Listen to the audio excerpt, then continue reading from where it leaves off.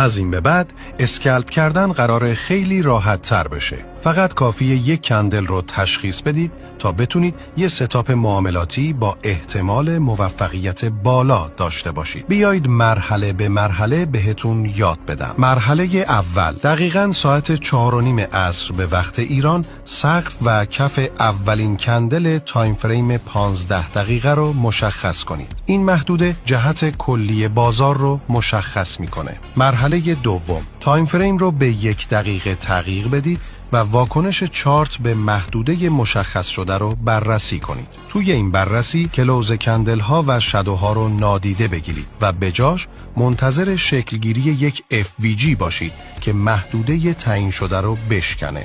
این همون چیزیه که منتظرش بودی. مرحله سوم، بعد از شکست ناحیه استاپ لاس خودتون رو دقیقاً پشت کندلی که محدوده رو شکسته قرار بدید و ریسک به ریواردتون رو هم 1:2 در نظر بگیرید. حالا شما با استراتژی وارد معامله شدید، نه با حدس و شانس. این ویدیو رو سیو کنید چون این الگو تقریباً هر روز توی چارت شکل میگیره. برای آموزش های بیشتر هم ما رو دنبال کنید.